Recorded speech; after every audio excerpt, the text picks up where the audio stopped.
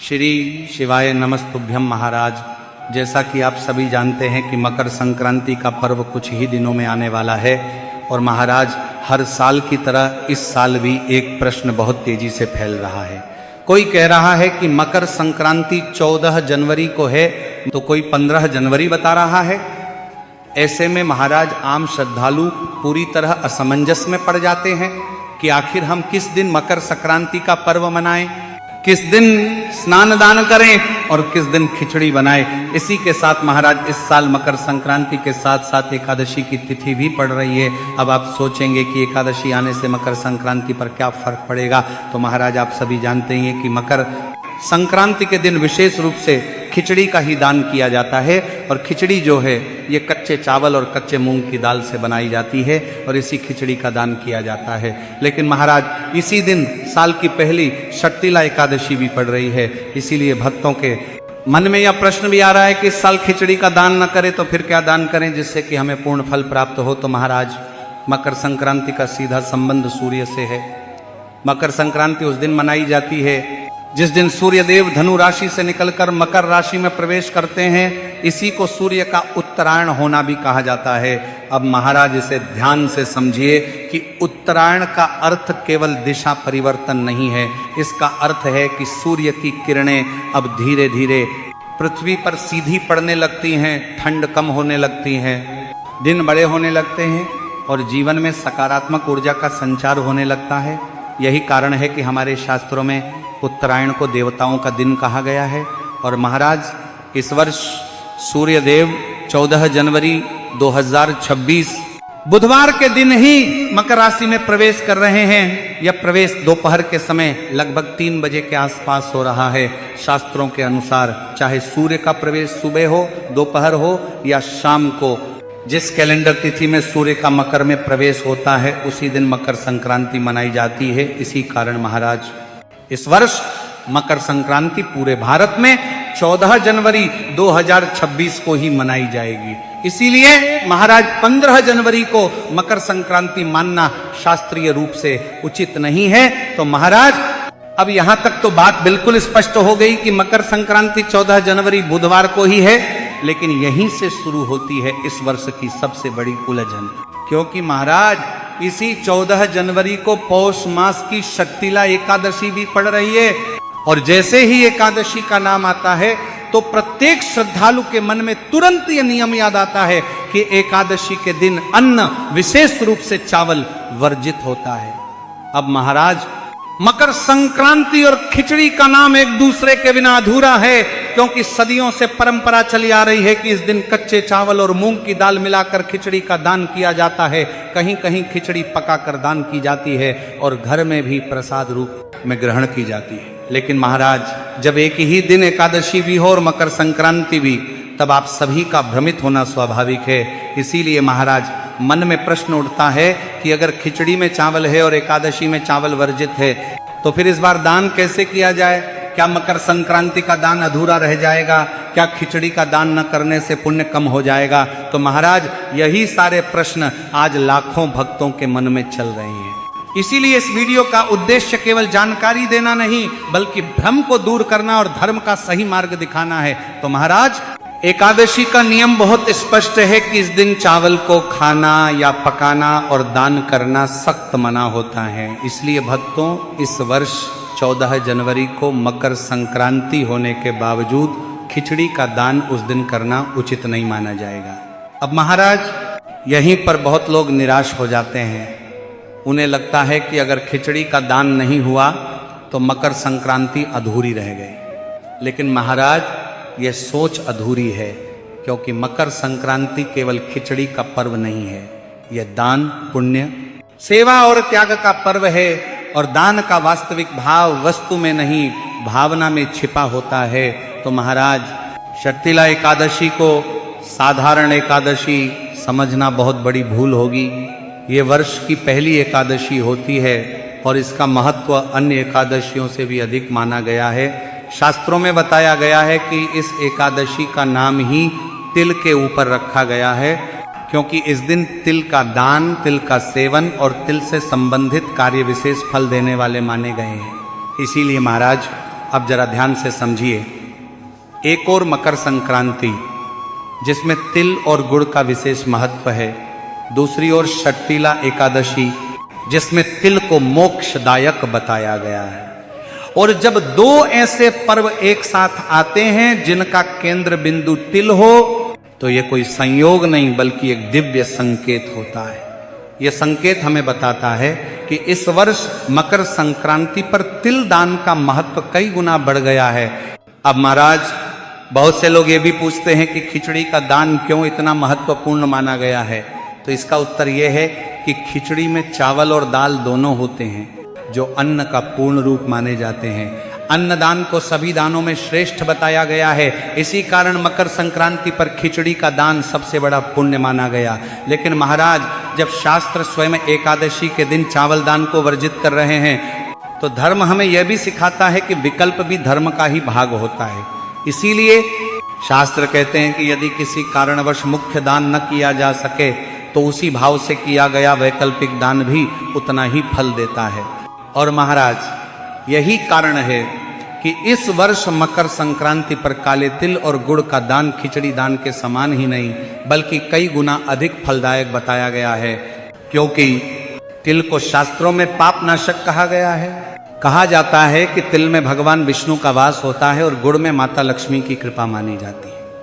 जब तिल और गुड़ एक साथ दान किए जाते हैं तो वह दान केवल शरीर को नहीं, आत्मा को भी शुद्ध करता है। इसीलिए महाराज, आप चाहें तो काले तिल और गुड़ को अलग अलग भी दान कर सकते हैं, और यदि संभव हो तो तिल और गुड़ से बने हुए लड्डू का दान करना तो और भी श्रेष्ठ माना गया है।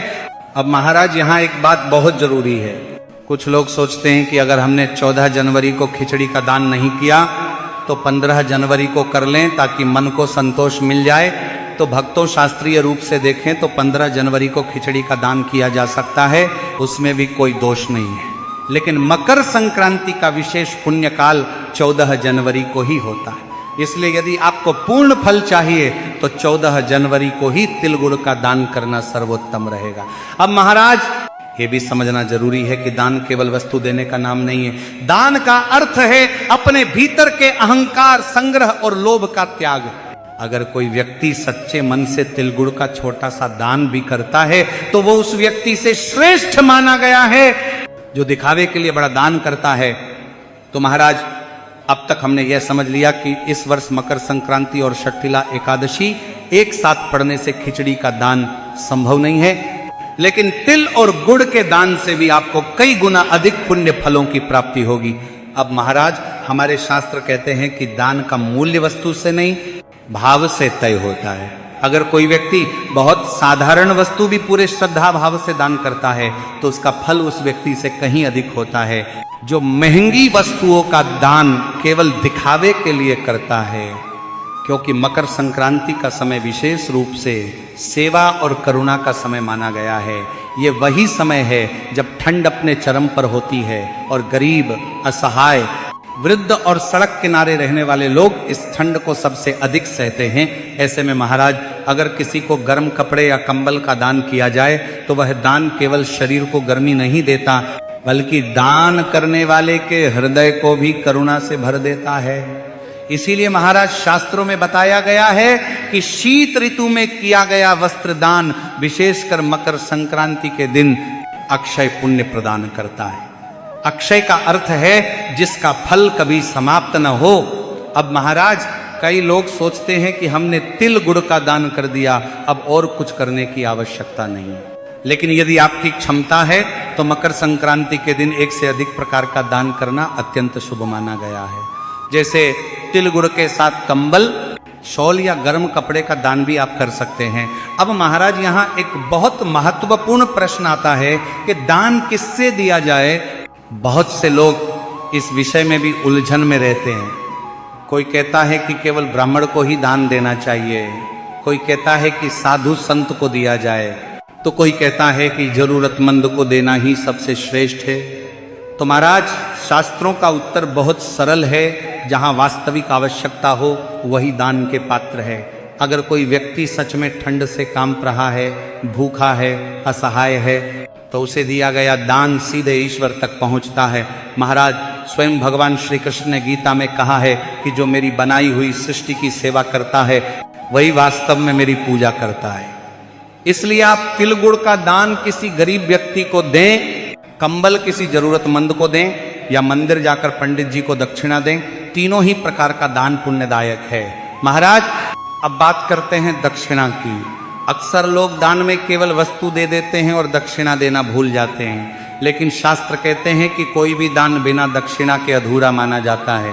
दक्षिणा का अर्थ यह नहीं है कि बहुत बड़ी राशि दी जाए, दक्षिणा का अर्थ है दान में हुई किसी भी कमी को श्रद्धा से पूरा करना। महाराज, अगर आपने तिल और गुड़ का दान किया है तो उसके साथ अपनी सामर्थ्य अनुसार कुछ धनराशि अवश्य रखें। यह राशि 11 रुपए हो सकती है, 51 रुपए हो सकती है, 101 रुपए हो सकती है, या उससे अधिक भी। महाराज, राशि बड़ी या छोटी नहीं देखी जाती, भाव देखा जाता है।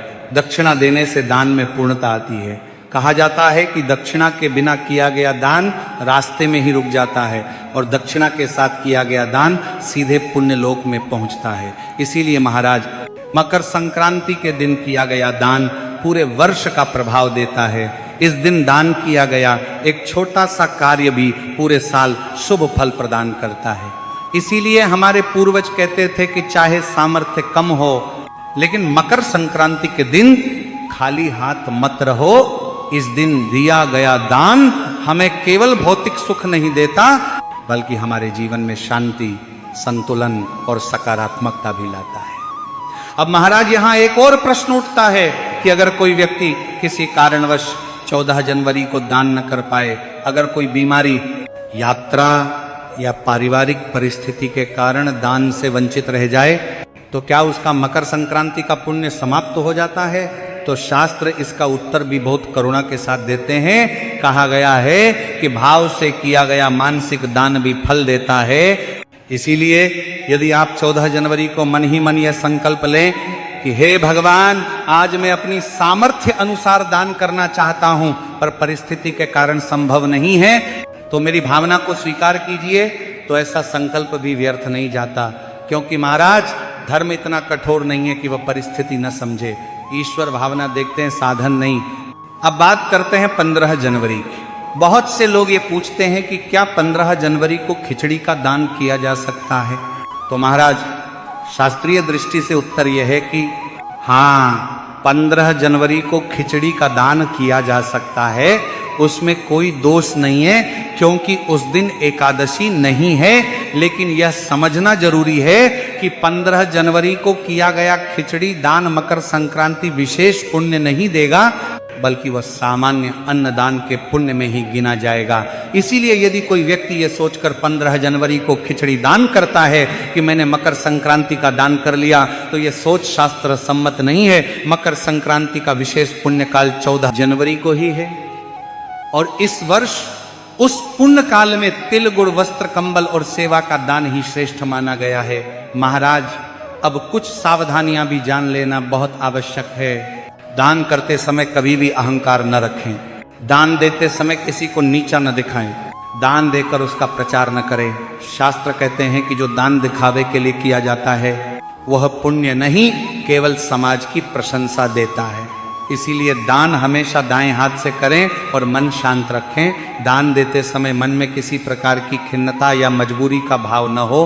और महाराज, दान कभी भी सूर्यास्त के बाद नहीं करना चाहिए। विशेषकर मकर संक्रांति जैसे पर्व पर प्रातः स्नान करके स्वच्छ वस्त्र धारण करके दान करना सबसे उत्तम माना गया है। महाराज, अब अंत में एक बहुत सुंदर बात, मकर संक्रांति केवल दान का पर्व नहीं है, ये दिशा बदलने का पर्व है। जैसे सूर्य अपनी दिशा बदलता है, वैसे ही हमें भी अपने जीवन की दिशा बदलनी चाहिए। क्रोध से शांति की ओर, लोभ से संतोष की ओर, और स्वार्थ से सेवा की ओर। अगर इस मकर संक्रांति पर आपने अपने भीतर थोड़ा सा भी सकारात्मक परिवर्तन कर लिया, तो समझिए कि आपने सबसे बड़ा दान कर दिया। महाराज, अंत में यही कहना चाहूंगा कि इस वर्ष 14 जनवरी 2025 बुधवार के दिन ही मकर संक्रांति है। एकादशी होने के कारण चावल और खिचड़ी का दान इस दिन न करें। इसके स्थान पर तिल गुड़ के लड्डू, कंबल, वस्त्र और सेवा का दान करें। दान के साथ सामर्थ्य अनुसार दक्षिणा अवश्य रखें। और महाराज अगर अब भी आपके मन में कोई प्रश्न है तो आप निसंकोच कमेंट में पूछ सकते हैं, और यह भी जरूर बताइए कि आप ये वीडियो भारत देश के किस कोने से देख रहे हैं। धन्यवाद।